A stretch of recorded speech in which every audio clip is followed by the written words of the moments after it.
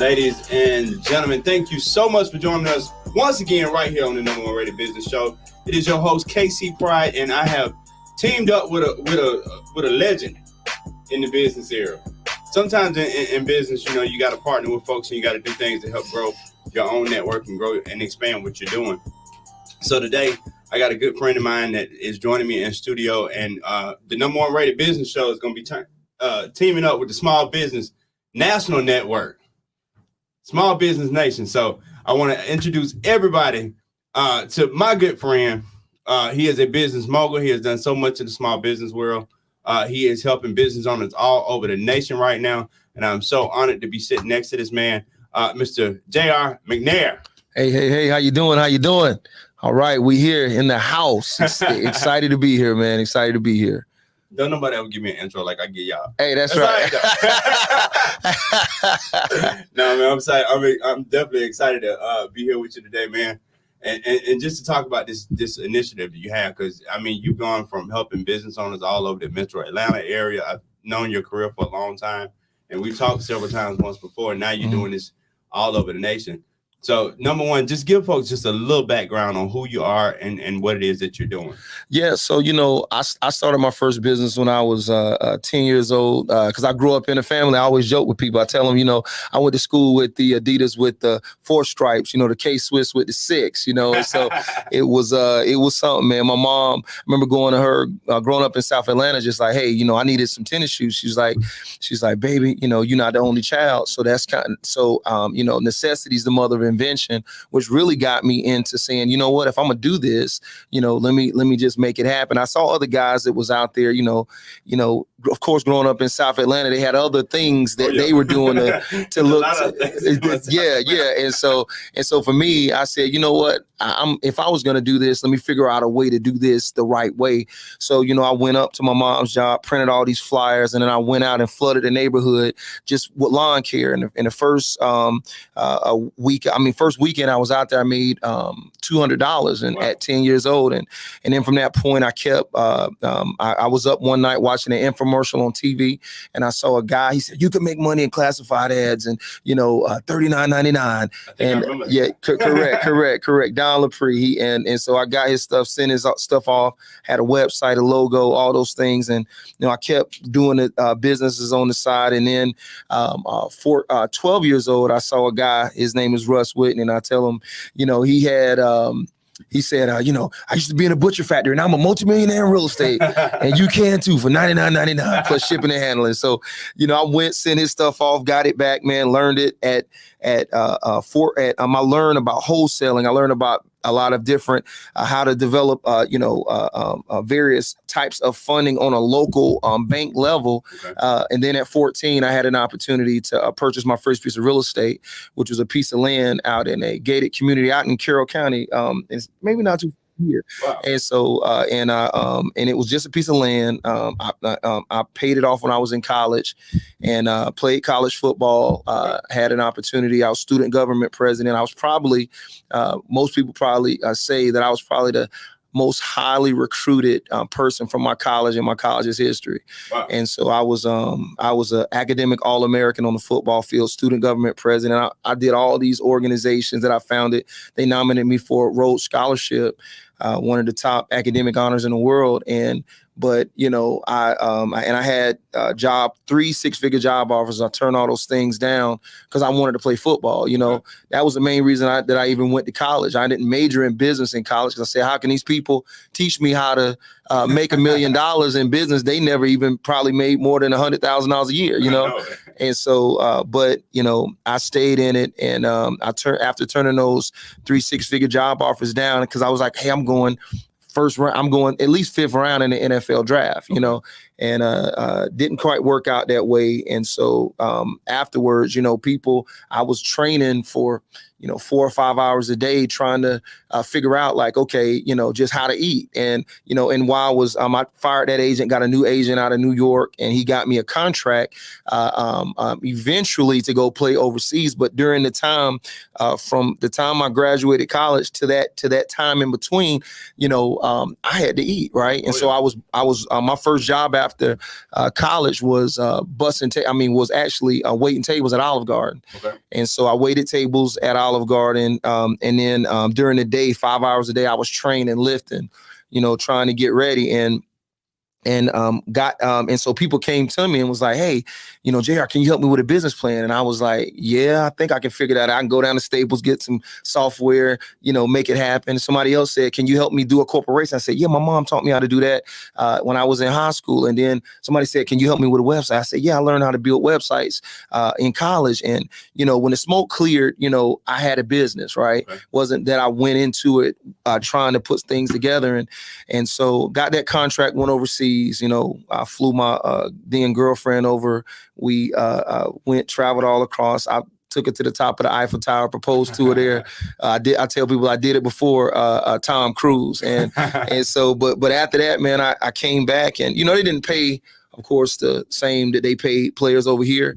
And so I came back, with a little bit of money after I bought my wife this fabulous engagement ring. And, we came back and, I bought these raggedy vending machines. And I tell people most of the time with equipment, try to buy it new because they was broke down more than it was fixed. And and I went, man, I went and I saw a location. It was a guy and he had a home remediation, like mold remediation, fire. And I told him, I said, hey, I said, in exchange for, your website's not really that good. So I said, how about in exchange for first and last month rent, you let me I'll do your website. He was like, well, nobody's ever come to me with that before. So we tried it out. And I remember getting in there. I gave him $600 for the next month's rent. And I remember getting in there and I remember going to my fiance, who's my wife now. I told her, I said, I got a space. She said, but you ain't got no money. I said, I know, but I'm in there. And so so I went in there everywhere, man. I'm talking about grocery store line. I was passing out my cards, church parking lot. People say, what do you do, JR? I said, well, I'm glad you asked. And I everywhere, man. So I started my business with no money. And so I always tell people, a lot of us say, I hear a lot of entrepreneurs all the time. They talk about, I have to have money. And it's like, no, you don't. You just really need to have a way of making money. And so, but then when I opened up this location, less than $600, in 10 months, I made $250,000. I was like 24 years old. And since that point, we went on to help over 14,000 people on a one-on-one basis. Wow. And we've helped another 16,000 just through events. And so we have helped a combined over 30,000 entrepreneurs wow. through one-on-one business services and events. And so, now our company, my parent company, is called the Velocity Company, okay. And we own various brands. One of those brands is a brand called the SB, and that is that's a small business membership that we have, and a small business community. But the brand that most people know us for is our event. One of our events is called Small Business Day, okay. And it's actually the nation's largest startup launch event. Wow. In 2018, we actually set a record at our event for the most companies ever started at one event. We at Cobb Galleria Center, we had almost 2,500 people show up. We were able to help over 1,700 people in that one day get their company started. The whole premise of the event was just I hated going to events, man, where you go there for 3 hours and it's just like, man, I just wasted 3 hours of my life. One pitch after the next. And so I wanted something where people could actually come and leave with something, and so I said, well, how about they come with an idea and leave with a business? Wow. And that was essentially the genesis of Small Business Day. And so we have them all across the nation.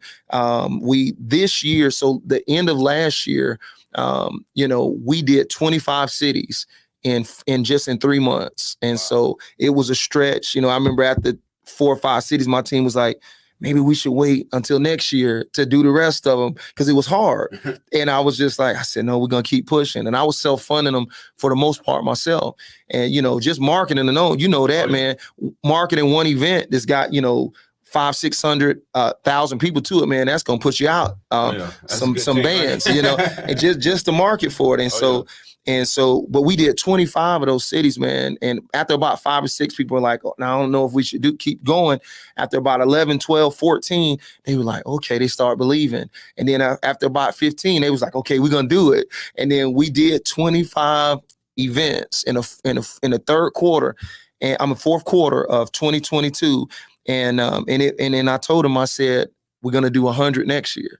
Okay. And so we started February 4th on a mission for with 100 cities. So we did 8 cities in February. So and so we're gonna go to and accomplish those. We're gonna have weekdays every Saturday. My Saturday's booked up. It's wild, man. So, but I wanted to that event.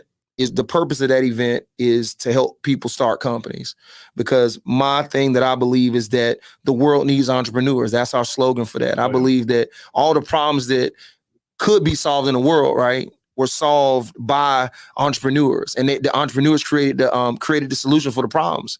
And so and that's what I do. We go and we give millions of dollars away to people in these communities. It's not cash, but it's we give them like free corporations. Okay. We give them like free websites. We give them free online courses that they can kind of go through. So in every city, we go and give away millions of dollars in free resources. And but one thing I saw is that even though these businesses were getting started, and what I saw across the nation, the only most solopreneurs only make $44,000 a year.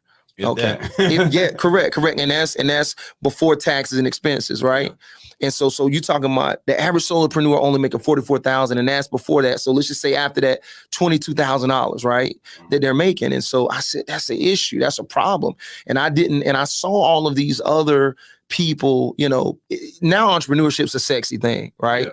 Back then, man, when I was starting, it was not a sexy thing. And you said you tell folks you're an entrepreneur, everybody looking like, yeah, correct. So what you're saying is you ain't got a job, right? Exactly. And that's the thing. So back in the day, man, especially me helping the small businesses that I was helping, they were like, "What are you doing? Like it's no money in helping small businesses." And I said, "Well, there is. You just have to. You can't go at it the same way."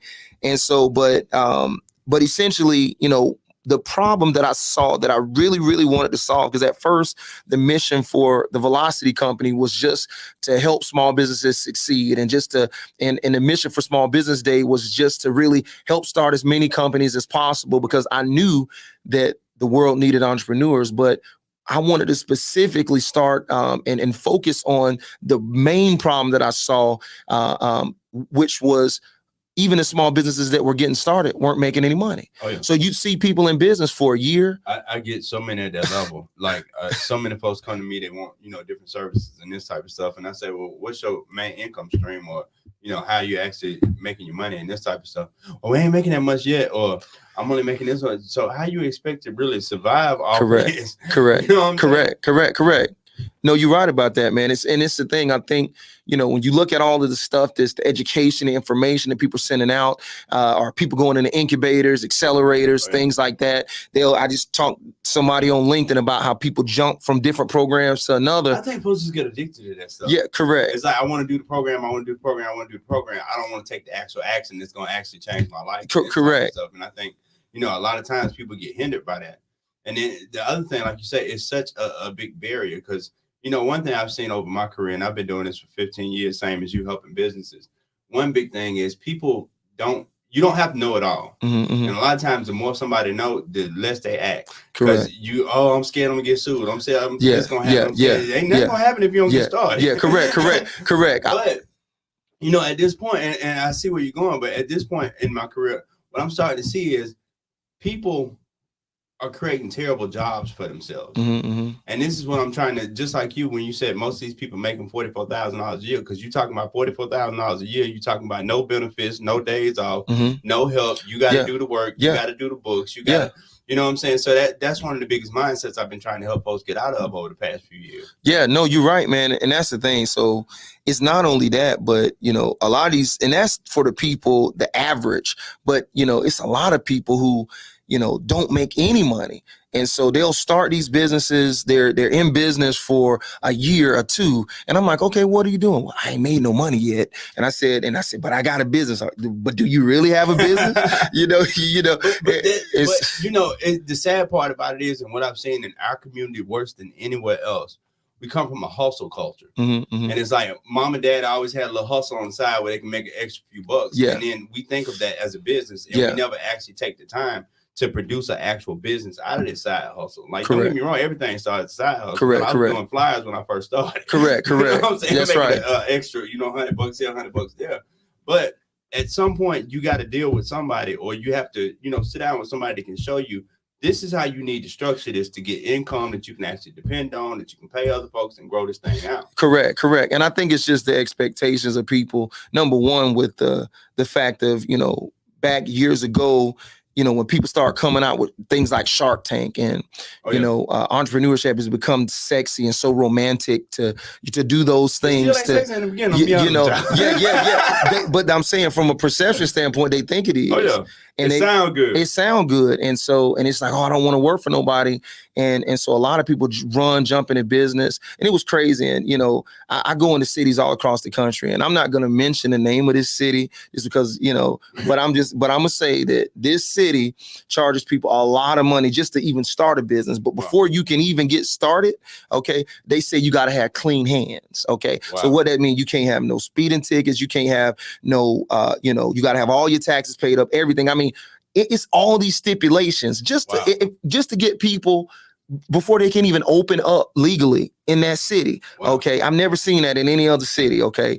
And then when they start, it's $500 to get started. And I told the people, I said, man, this is crazy. You're creating just so many barriers for these small businesses. They already, think about it. If somebody couldn't pay their taxes or couldn't do that, and you're going to prevent them away from trying to get the money. Exactly. So I look. That's one good thing about Georgia though, because Georgia truly supports entrepreneurship. They do. It's like you got so many different ways to get started. You got just help after help after help, and the government gives you breaks and this type of stuff for being an entrepreneur. So that's the one beautiful thing I can say, even just about our governor alone. He really supports entrepreneurship, and that's even in the Black community. Yeah, no, it's everywhere, and I think we've been number one for business like 5-6 years in a row, and so that's a testament to the ecosystem that we have here.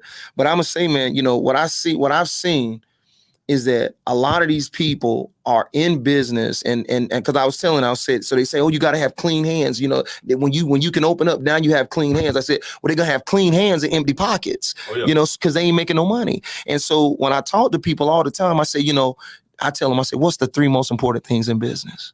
And I said, tell me what the 3 most important things in business are. They start saying corporations are setting up. They start saying, business plans. They start saying, this and that. And I said, no, let me tell you what they are. Sales. Okay.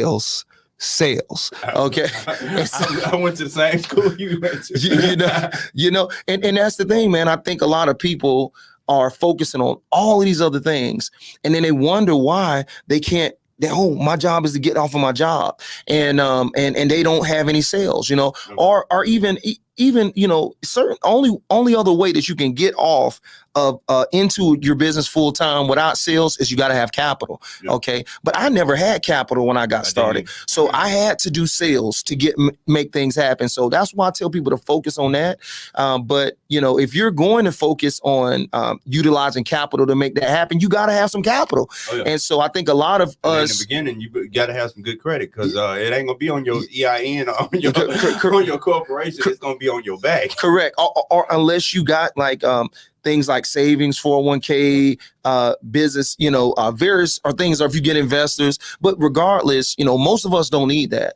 Okay. Most of us don't need those things to get going. But if you're not going to focus on sales, you got to have those things to get out in play. But the bad thing about utilizing other people's money is because you can kind of mask over the crap that's in your business. Okay. Before because if you don't have that money, you will very much soon enough discover what's going on and what's not working. Oh yeah.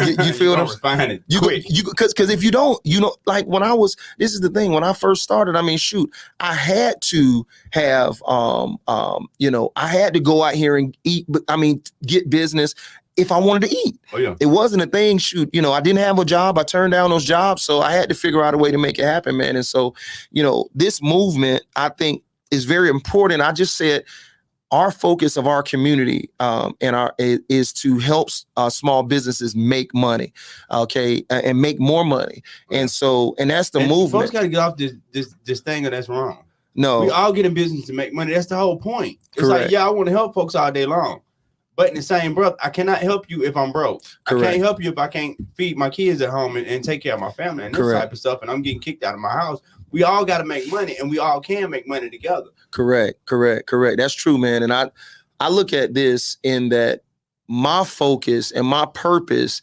is to set a movement amongst all of these places out here that's looking to, to help entrepreneurs. If you're trying to help entrepreneurs and you're helping them, giving all this theoretical stuff, you got to have this stuff set up. I tell people, they'll ask me, one of the biggest questions I get asked all the time. And I have a book we're coming out with called Corporation versus LLC, The Real Difference and Why It Matters. And so I know a lot about entities, and I get this all the time. And they're like, oh, should I do an LLC or should I do a corporation? And I give them the benefits and disadvantages of those things. But I always say, it don't matter if you got all that stuff set up. Exactly. If you ain't made a dime, you got all this stuff set up. You got this bank account. No paperwork to go make some money. Correct. You don't. And most of the time they say, oh, what kind of accounting system do I need? Do I need to be QuickBooks, Zero, and all this? That's what you haven't made any money. That's these commercial watching entrepreneurs and this type of stuff. They look at these different shows and this type of stuff, and they think they get advice, but what you actually get is marketed to. Correct. Because this person's selling you a product while you sitting here paying for this product, not making no money. Not making any money. You know what I'm saying? So no, that's the thing, man. My focus and my mission for what we're doing in the SB, which stands for the small business, for Small Business Nation, and everything that we do is to help small businesses make money. Because if you don't make money, like you said, you can't help anybody, you can't benefit anybody. I was in Macon. I did a lot of work in Macon. I helped develop the ecosystem in Macon, and working with some people. We did the first startup week there. I did the first startup accelerator there, working with startups, and so I spent a lot of time there helping people, and I spent a lot of money, a lot of energy. I moved my family down there for like 3 years. Wow. And just to invest in that community. And I remember but this is what made me, and we've done well over our career, but it was at a point when I was down there, and it was a young man that I think highly of, who he had a company, and he needed some funding for his business. And he needed a significant amount, and I could have given him a significant amount, but then I would have been sitting there looking shocked, like stuck, like, Chuck. Yeah. And it was at that point, but we ended up getting him connected to some people that was able to help him, but it was at that point to where I said I needed to build a big enough business so that, I could really have enough resources to where if I dropped $1 million in a business, it wouldn't be like I was stuck. You see what I'm saying? No, and that's what changed my mindset. I didn't care so much about me making money. I cared about, I knew that I couldn't help the people that I needed to help. Okay. I had enough money. Can't help nobody. Correct. I had enough money to help me, my family, their kids, my kids and everything like that. But I couldn't have really helped anybody else. And this is the thing. That was my reasoning to say, hey, it was at that point that I said, I have to build a big enough business, okay, that could really be impactful and get enough resources so I can make these things happen. And that's when that's when we started looking at building what I consider to be a scalable business, right? Okay. A lot of the businesses that I had built before, and I had owned probably about 13, 14 different businesses, from restaurants to lawn care businesses to magazines to everything, right? Okay. But they were small businesses, right? Yeah. And so, the difference that I tell people, the difference between a small business and a startup, a small business typically they already know how they're going to make their money. A startup, they're figuring out their business model and how they're going to make it. And typically those startups, they grow at a faster rate. You may be able to drop $1 million in a small business and they may be able to help 5,000 people. You can drop that same $1 million in a startup and they may be able to help 1 million. Yep. Okay. And so the scalable nature of the entity. And so I said that if I really wanted to be an impact, I had to build something scalable. And that's when we really started focusing just first and in part one, I would say stage one, which is to build out our membership community called the SB and on the SB.com. And we started doing that just specifically to help these small businesses that got started to help them make money. And then we're rolling and we're going and that's been working well. But I said, Casey, I said, listen, we need to reach more people. We have a mission by the end of 2025 as a company to help 1 million entrepreneurs reach $1 million in revenue. Wow. And people are like, that's ridiculous. Like, at first, but then we started bringing on partners and they started looking at our mission and saying, hey, I always tell people, if you know how to reach your 5-year goal right now, it's not big enough. Right. Oh, yeah. And so I always try to stretch myself to really push. And so one of the ways that I thought that we could at least get them introduced to some of what we were doing is through a podcast, man. And that's why we came up with the idea for Small Business Nation. And the whole purpose of this still is going along the mission.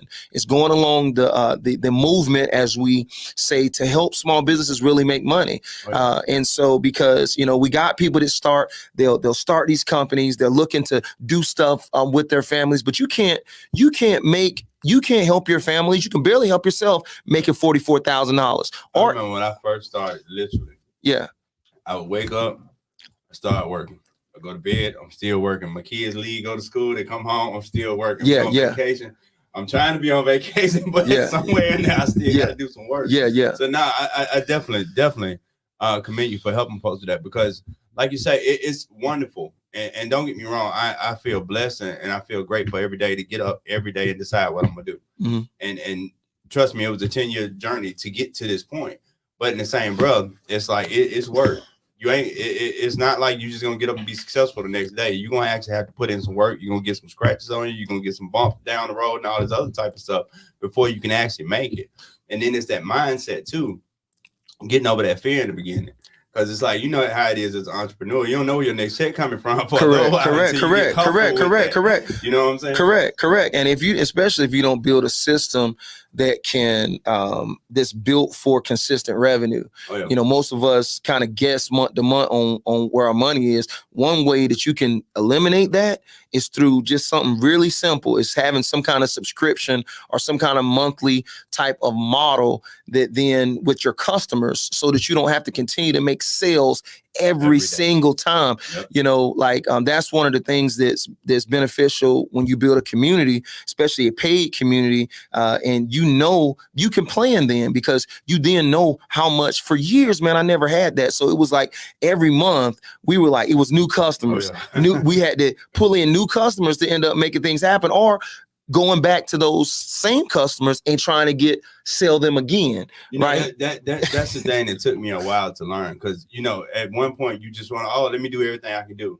And then you get overloaded with folks. You can't deal with all of them. You can't manage all of them. So I had to learn over time that process of managed scaling. Correct. It's like, all right, I only want 3-4 clients right now. Mm-hmm. Then I'm gonna bring on another 3 or 4 and this type of stuff. But you got to be able to manage that growth, because a lot of times growth and success will take your business down quicker than failure will. Yeah, it can, man, especially if you don't set up the infrastructure, and especially it burns the entrepreneurs out. Oh, yeah. And so more so than even the business. And most of the time, most people are in there as solopreneurs. Oh, yeah. And so, when it comes to what we're looking at doing with this podcast we're doing, is we want to just talk to entrepreneurs to make sure that, first off, that they understand. I tell you, a lot of two things that you can look and see to be successful in business, simplicity and clarity, right? I think most people, when they look at just even starting a business, it's too complicated,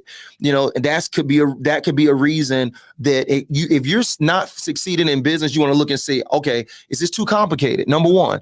Then number two, you want to look and see, okay, is it clear? Okay, clarity. Okay, and I just tell, even hiring people, I tell people, hey, have you made it clear on what they need to do? Have you laid out what an employee would need to do when they come in? You bringing on an intern, and you're saying, oh, they should just know. Like, why should they just know? Like they can't they can't read your mind. And so you have to be extremely specific. And for me, I think that a lot of small businesses, they want to make things happen. But first off, if you can't make enough revenue to even just take care of just side expenses or whatever, or if you're not making enough money in your business, it's not going to give you what you need to continue on. So even if you're on a job full time, that is so just to have people thinking about that from the start, because a lot of times what ends up happening, especially when you're in that solopreneur phase, you never think about paying yourself. You only think about how much money you're bringing in. Yeah. Because I remember when I first got started, I thought I was doing it. I think I had probably about 1,000, 1,500 or so coming in, and in a week.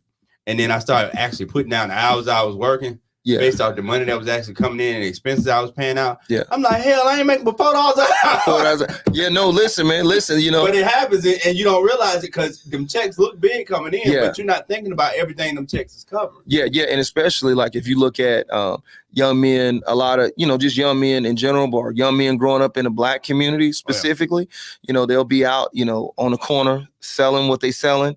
And when you equate down to the amount of hours that they spent in that, it's really like $3 or $4 an hour, putting themselves at risk, putting themselves to where they could set themselves up for a world of hurt later on.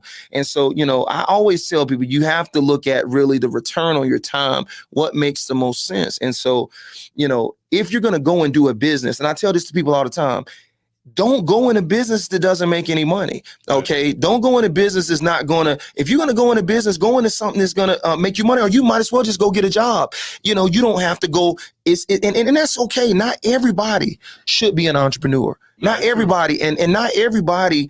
And this is the whole thing. It may make more sense for you to just go and get a job, because I need good people to work for me, right? You need good people to work for you. We all need good people to work for us. And so not everybody needs to be an entrepreneur, okay? And that's okay, because as an entrepreneur, like I tell this to people all the time, you're going on a job and you're working 40, 60 hours a week, right? You done gave this job your youth, 40, 60 hours a week, right? And then you get and you're rolling, you're only one cog in the wheel. You're just in the accounting department, right? And then, but you go to start your own business, and you say, well, how much time have you spent in your business? You say, I 2 hours last week, an hour last, like what? Like you mean to tell me now it's just you no longer just a cog in the accounting department. You're accounting, finance, marketing, sales, operations, fulfillment, HR, and you want to spend an hour or two in your business, right? And this is the things I think we don't fully get. And we don't realize how much it takes to really get a business off the ground, right? And so, and I want to, with this podcast, tell people really so that they understand really what it takes to make this happen. And not only to just get in business, just, the key is not I'm in business, right? No, it's, am I in business? Am I making money? Because if you're making money, you're solving a problem for your customers.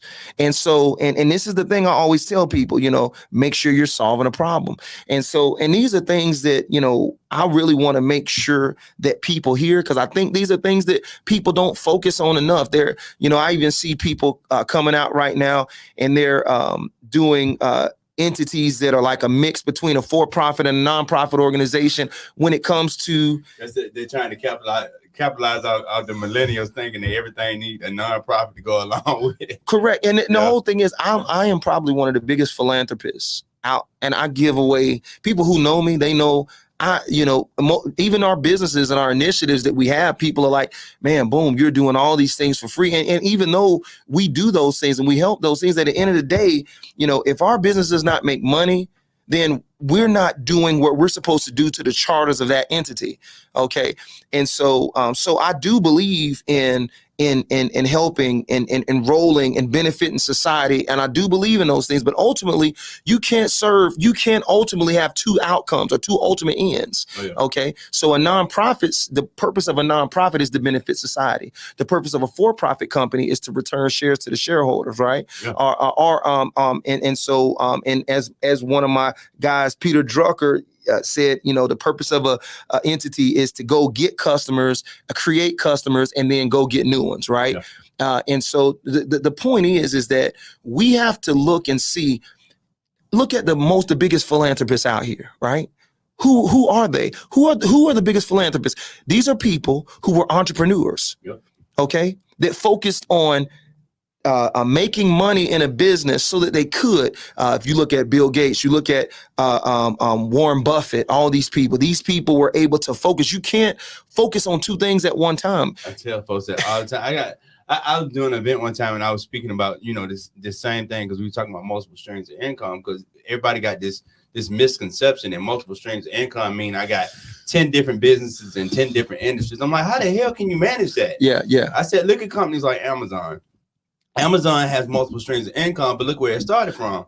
We shipping books. Correct. Now we got a system to ship the books off of. Correct. Now on top of that, we doing the packaging, we got the warehousing, we got the trucks and all this other type of stuff. It's still one business. It's still one thing that they focus on.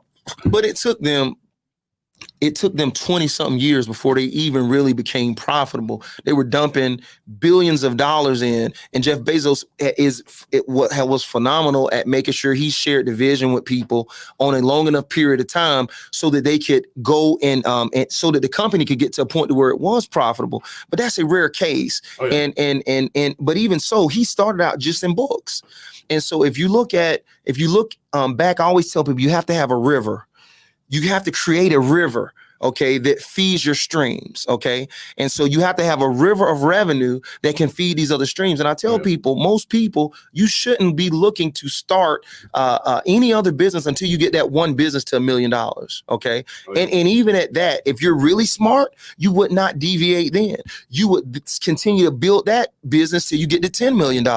But what I've seen, the majority of the entrepreneurs that I work with, of the 30,000, majority of people think the way to acquire wealth is to buy multiple things. It's not that. The way that you get wealth is to stay focused long enough. Now, the way that you invest once you get your wealth is into a myriad of things. Ecclesiastes says to cast your bread upon the water, for after many days it will return to you. Divide your interest between 7 and 8 things. That's not saying how you make your money. That's talking about once you've made that money to diversify so you don't have all your eggs in one basket. So you have to understand at what stage to do things. In the beginning, a lot of us, we don't even stay on something long enough for to even succeed. And these are things that, I want to make sure that we're doing, like with this podcast and with this, man, bringing on like phenomenal people like yourself, man. Like I want to have times where, like we're going to have a series of guests where we just get on and just talk about various subjects that I believe are pertinent to small businesses. Even if you're a startup, as I would say, a scalable business. Every business starts as a small business, and in whatever realm it is. So we'll be talking about some things for scalable small businesses. We'll be talking about what you would consider startups, but the bulk of our content is going to be for the traditional small business to help them to make sure that they're positioning and they're clear. Like I was talking to a young lady yesterday, and she was saying, "Well, I'm trying to do this. I'm starting over. I'm doing this. I'm doing this." And I told her, I said, "So what are you selling?" And she was like, "Well, I'm selling this and I'm doing this and I'm doing marketing, I'm doing this. And I said, "So, but what are you going to focus on first?" And she was like, "Well, I don't know." And I said, "Well, what do you do right now?" And she said, "Well, I do procurement for a particular company." And I said, "Well," and I do admin. And I said, "Well, why don't you do that?" And then I pulled up an article on CNBC where it said just virtual assistants some of them were making $100 an hour. And I said, "This is what you need to do. Just focus on this." I said, "So all I want you to do is look at the services that you can offer just to your customers, because you can't get a sale if you can't even tell your customers what you're offering? Exactly. I've done coaching and that type of stuff before, and don't get me wrong, I love coaching folks. It's just an amazing time. But I didn't had to come up across that question so many times because my main two questions: what are you selling, and who are you selling it to? Correct. Do you know who you're selling this stuff to? Correct. So no, I love that you're going over that type of stuff. What if people want to join the events and they want to be a part of it? How can folks get engaged with you? Yeah, well, they can go to thesb.com. That's our membership community, and it's actually going to be the sponsor for our podcast, Small Business Nation. But if they want to come to a Small Business Day event, one of our free events, it's a free event. We give $1,500 in free resources to every attendee. They can go to smallbusinessday.com and see what we're doing there. If you want to check out a little bit about me, I have a personal website, jrmcnair.com. You can kind of follow what I do on this end and just kind of, check us out on the different, media channels that we have out on that end. But I would just say mainly check us out here on Small Business Nation on our podcast, where we're, focusing on a lot of times I'm trying to really primarily focus on these solopreneurs, right? But, I would say typically if your business is 10 employees or less, okay, this and really this is the place for you. We're going to show you how to get to the point to where your business can be a sustainable business. And how do I define a sustainable business? Well, I would say if you're making $1 million a year in your business, then you're a sustainable business. You're going to be able to continue to last and continue to go. So I want to build longevity with these entrepreneurs, and this is what we're going to do, man. Wow. Now, if we come to the event, you say I can get $1,500 in resources. What other things am I going to be able to experience? What type of stuff? What type of speakers or what type of workshops am I going to be able to attend? Well, yeah, I mean, so it's probably half a day. It's 4 hours of the best business training you'd ever think of, and so everybody that comes to it, they say, man, I went to events where I paid $2,000-$3,000. And I've come to your event and I only learned a fraction of what I learned at your event. I learned all of this stuff and it was free. We go through doing a 1 hour business plan with them. We do a full business plan with them in 1 hour. So we give them free software, lifetime access to this software. They can build out the business plan. Wow. It's a lot of pieces to it that we do. We're really trying to just put them into place to where they can really grow. Now we have about a third of the people that show up are already in business, which I didn't understand that. I'm like, why would you come to a launch event when you're already in business? But they wanted the resources, or they just wanted to figure out, they may have just started and didn't know what they were doing. Right. And so, but they come in, they love it. Everybody loves it. I mean, they come on, literally, we have about 90% retention rate. So you're talking about at a 4 hour event virtually. Okay. They're on to the end. So if we get 1,000 people on to that event, it's 900 on at the end, and they don't want to leave. We have to literally start counting down. Like, all right, we're gonna shut this down in 10, 9. I mean, seriously, it's wild. And I think that's just because of the energy we bring, and I think it's the information. They've never heard of it in that way, in a way that they've really been able to grasp it, and really fully understand, like I said, the importance of certain steps in their journey. Wow. Now, Small Business Nation, when can people start checking that out? Well, we're gonna release Small Business Nation in April, and so that first week in April, and so they can start checking it out. We're gonna start out with probably about an episode or two a week, and then kind of go from there. See how it rolls and flows. I'm gonna bring on a friend of mine we're gonna kind of look at some things we're gonna kind of talk about, and then kind of roll on that in. So it's gonna be something that everybody needs to watch. We're still trying to look at the cadence of the show as far as how often and how long we want them, But I would kind of say, if I was, I say it'd definitely be under an hour. We may have some on certain days that are 30 minutes, some that are 15 minutes, but just something where people can really get something for the week that's going to help them. We want you to come to us, and we're going to give you something that's going to help you. It's going to be applicable and practical enough for you to apply in your business every week to help you make more money. Wow. So if folks want to support you, man, and want to follow you and this type of stuff, what is the best way for people to get in contact with you? You can get in contact with us. Go to www.thesb.com, and you can find out more information about the podcast, about what we're doing with the events, we'll have links and everything on there for you to help make it happen. And, we're super excited that, to continue to build a small business nation with entrepreneurs that want to go out and make a difference in the world. Now, just so we get the right folks coming to you and this type of stuff, do I need more than the idea to get to you? No, you don't. I mean, a lot of people come to us at all stages. We're industry typically agnostic. And, because I tell people we work with any kind of industry, any kind of business. In 30,000 people, 14,000 on a one-on-one basis. I've seen a little bit of everything, right? From technology companies to retail companies to food service businesses to media companies. But every company in its core is the same. You got to figure out how to get customers. Yep. You got to figure out how to keep customers, and you got to figure out how to go and get new ones. I don't care if you're selling toothpicks or you selling hot dogs. It's all the same thing. At the same time, because they asked me, it's like, how you jump from all these different medical and then you're dealing with churches, you're dealing with, restaurants and stuff, because marketing don't never change. It's the same. Yeah. Now, the more you see something, the more you can kind of understand it more in detail. Oh, yeah. But at its core, every business is exactly the same. Oh, yeah. And so, and I think if companies, if organizations, even on the nonprofit side, if you're a nonprofit and you haven't figured out a way to serve customers and a way to solicit actual donors or support for that thing, you're not going to be in business. And so, I see a lot of nonprofits that start out with this great, grandiose mission and vision, and a lot of them are great at fulfilling. Right. Great at helping and serving people, but not good at getting the money. Not good at getting the people that say, hey, I'm going to support you to help you to make this happen. So our thing is you have to look at money as blood, as a lifeline, as something that's going to continue to keep that thing operating. And the number one thing any entrepreneur should ever be thinking about is how long do I have? How much cash do I have before I got to shut the doors? Wow. So if as an entrepreneur, I don't care where you are, you need to always be looking at that. It needs to be the forefront of everything you think about. You need to be looking at that and saying, is that 3 months? Is that 6 months? Is that a year? Is that 3 days? Oh, yeah. And that should be on the forefront when you're making decisions, because through that lets me know, hey, do I need to go raise some money?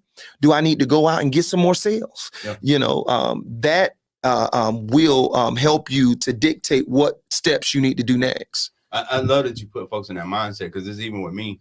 My formula for hiring, if I ain't got 90 days worth of your salary already in the bank, then I'm not going to hire you. Yeah. You know what I'm saying? Because I know within 90 days, you're either going to help me make some more money or we're going to make something or something. But I don't want folks working for me that I can't pay them. So, correct. Just thinking in that mindset of this is how much longer I got to go, and this is how much time that this money buys me and this type of stuff. I love what you're doing, man. It's obvious that you're very, very passionate about it. And it's obvious that you're helping people all over the nation. If you could just give entrepreneurs just 3 tidbits of advice before you go. Well, I would say my biggest piece of advice is to forget about all of the planning and just launch it and perfect it as you go. And so you got to just really, number one, just get out here and start seeing the best way. You can't be the MVP on the basketball team if you're sitting on the bench. That's true. Okay. The only way that you're going to be able to have the potential of being an MVP is being in the game. So a lot of us say, oh, I want all these things, but you haven't actually got yourself even in game, even getting started. And that brings me to the next piece. Look at an entity, go in with one entity. Don't really focus so much on in the beginning, whether or not should I do a LLC, a S corporation, a C corporation. Those things are important, and I'm not saying that they are not, but the biggest thing is make sure that you're really solving a problem for your customers. So, a lot of people go out in business and they say, oh, I'm gonna do this. I mean, I'm gonna give this to this person and you're gonna take it, and they like, but I don't want it. No, but I spent all this time building it. You're gonna take it. And it's like, but that's not exactly what I want. But this is the thing. So we instead of trying to focus so much, and I get this from one of my guys, he says, focus on love the problem, not your solution. Wow. Because the the problem will continue to exist. That solution that you have may not be relevant for that customer base. So you may have to adjust that. And when we first started, we thought people wanted one thing, but it was actually something totally different. Wow. But we continued to obsess over the problem that we were solving. We continued to obsess over serving those customers, figuring out ways to serve those customers. And we were able to do it. And I would say the third thing is to get some people around you who have failed before. Oh, yeah. Okay. Get some people around you who have failed and who succeeded. Okay. But I think the failure is even more important than the success because that failure is going to show you what not to do. Right. And I think a lot of times in business, my first book is called The Donuts of Business. It was short. It's kind of like the do nots of business. And I was saying it's not so much about what people do in business to be successful. It's the things that they do not do, like certain things like not, making sure that you're not overextending yourself, with just expenses and things in the beginning. And I think, you have to, if you can sit down with somebody, okay, and you have to make sure that these are people that are relevant. If you're going to talk to somebody, and no, nothing against these organizations that pull executives from companies to mentor people. But it's different when you're an executive in a company. You got a budget, you got staff, you got all of these things. I helped a lady who was a big CEO of a huge company, okay?